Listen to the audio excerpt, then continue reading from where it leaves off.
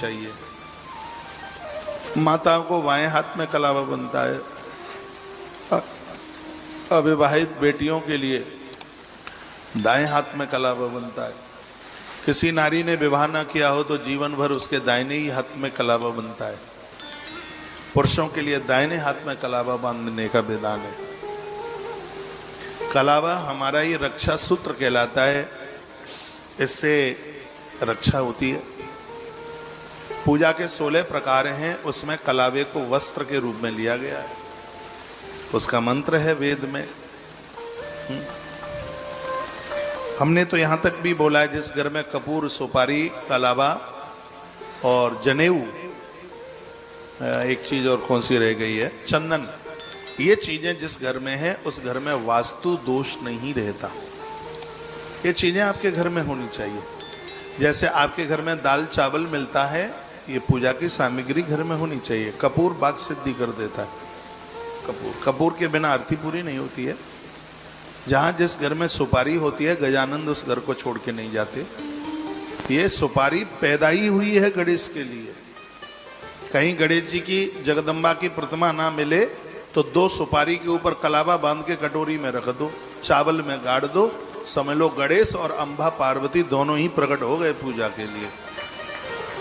ये पैदा ही सुपारी इसलिए।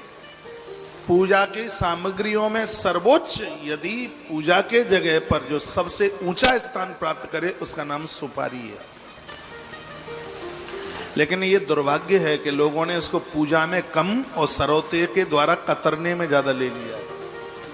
सरौते से कतरती हुई देखी होगी आपने सुपारी, कुटुर कुटुर कुटुर कुटुर कुटुर कुटुर। वो लोग उसको अपने उसमें लेते हैं प्रयोग में। वो सुपारी पूजा के ही लिए। पूजा में लवंग को बहुत महत्व दिया गया। पान का पत्ता, मैं निवेदन करूंगा, इसमें वर्णन है, आयु बढ़ा देता है पान का पत्ता। पान का पत्ता, सुपारी है, लवंग है और इलायची है, सुपारी है। बहुत बड़ी महिमा है इसकी, बहुत भारी महिमा। ये चीजें हैं घर में। सुपारी, भूमि पूजन हो रहा हो, तांबे का लोटा ले लो, उसमें साबुत हल्दी डाल दो, एक सुपारी डाल दो, चांदी का सिक्का डाल दो, चांदी के सांप सांपिन बनवा करके ला करके उसमें डाल दो, कन्हैया की छोटी सी बांसुरी डाल दो उसमें, फिर उसमें पंच पल्लव लगा करके ऊपर, उसके ऊपर एक जटा वाला नारियल रख दो, फिर उसको नीम में दबा दो, ऊपर 5 ईंटें रख दो। ये 5 ईंट 5 तत्वों के लिए। भूमि पूजन में हमेशा 5 ईंट रखी जाती हैं। एक आकाश के लिए, एक वायु के लिए, एक जल के लिए और एक अग्नि के लिए, एक धरती के लिए। पहली ईंट धरती के लिए है, दीवालें नीचे नहीं बैठेंगी। दूसरी ईंट जल के लिए है, जल के प्रकोप से घर खंडर नहीं होगा। तीसरी ईंट अग्नि देवता के लिए, घर में आग का प्रकोप नहीं होगा।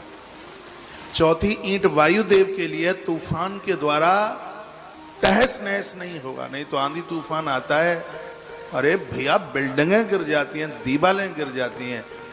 ये कोई ऐसे ही नहीं है जब भूमि पूजन की बात, जो बात हमारे ग्रंथों में कही गई है, ऐसे ही नहीं बोल दिया है। साधुओं का इसके ऊपर रिसर्च हुआ है, शोध हुआ है। और 5वीं ईंट है कि उस घर में सांप नहीं निकलते, सांप नहीं रहते। उस घर में आकाश तत्व से उसको लिया गया है, उसके ऊपर बिजली का प्रभाव नहीं होता। देखा है वो एक आकाश बिजली होती है। तो ये 5 ईंटें, ये